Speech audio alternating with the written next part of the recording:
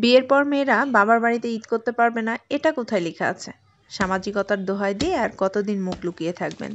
Hello everyone, আসসালামু আলাইকুম। সবার ঈদের ব্লগ দেয়া শেষ, আবার সামনে ঈদ চলে আসতেছে, তাও আমি ঈদের ব্লগ দিতে পারলাম না। ভাবেন কি পরিমাণে অলস। যাই হোক, ঈদের আগের দিন রাতে মেয়েকে একটু মেহেদি পরিয়ে দিয়েছিলাম। ঈদের দিন সকাল সকাল ঘুম থেকে উঠে রেডি টেডি হয়ে নামাজের উদ্দেশ্যে বেরিয়ে পড়েছি। ঈদগাহে চলে আসলাম, এই যে আমার মেয়ের ঘুমই কাটে নাই। তো এখানে ছেলেদের পাশাপাশি মেয়েদের জন্য আলাদা ব্যবস্থা করা হয়। তো ঈদের দিনে একসাথে নামাজ পড়ার একটা আলাদা শান্তি কাজ করে, সবার সাথে দেখা হয়, এইটা একটা অন্যরকম প্রশান্তি। তো যাই হোক, আমরা নামাজ শেষ করে তো বাসার উদ্দেশ্যে রওনা দিয়েছি। সামনে ওই যে আব্বু আম্মু, আমার ছোট ভাই, আমার মেয়ে যাচ্ছিল। কোন কোন এলাকায় এইভাবে নামাজ হয় আমি জানি না, কিন্তু আমাদের এলাকায় হয়, আর এটা আমার খুবই ভালো লাগে।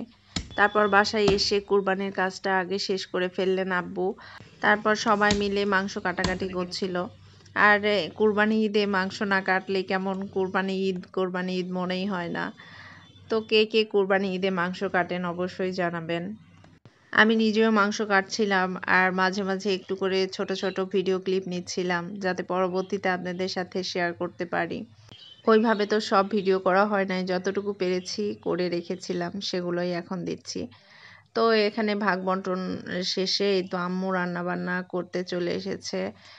সব একসাথে মাখিয়ে দিয়ে আম্মু চুলায় চড়িয়ে দিল। মাটির চুলায় রান্না, অন্যরকম একটু মজা। তো আমি আবার এখানে একটু নাড়াচাড়া করছিলাম। আর এইদিকে আম্মু আবার পরে মাংস রান্না শেষে পিঠা বানাচ্ছিল। এটা আমাদের এলাকায় সাতপুতি পিঠা বলে, আপনাদের এলাকায় কি বলে অবশ্যই জানাবেন। এটা কিন্তু মাংস দিয়ে খেতে অনেক মজা, আমাদের বাসার সবার অনেক পছন্দের, তাই মাংস হলে এই পিঠাটা থাকবেই। তারপরে তো গরম গরম পিঠা দিয়ে মাংস খাওয়া হচ্ছিল। খাওয়া দাওয়া শেষ করে ভাবলাম একটু বাইরে যাব, রেডি হই। এদিকে আম্মু রান্না বান্না করছেই। তো এবারের ঈদটা আমি আমার বাবা মার সাথে বাবার বাড়িতেই করেছি আলহামদুলিল্লাহ। তো আমার বাবা মারও তো ইচ্ছে করে তার মেয়েকে নিয়ে একসাথে ঈদ করতে, তেমন মেয়েদেরও ইচ্ছে করে তার বাবা মার সাথে ঈদ করতে। বিয়ে হলেই যে একটা মেয়ে পর হয়ে যায়, এটা কেমন কথা? তো যাই হোক, তর্ক বিতর্কে যাব না, এটা আমার একান্ত নিজের একটা ইচ্ছা থেকেই করা। এতে কে কি ভাবলো, কে কি মনে করলো, এসব নিয়ে আমার কোনো মাথা ব্যথা নেই। তো বিকালবেলা মেয়ের বাবা আসলো, তারপর আমরা তিনজনে মিলে একটু বাইক নিয়ে বের হলাম।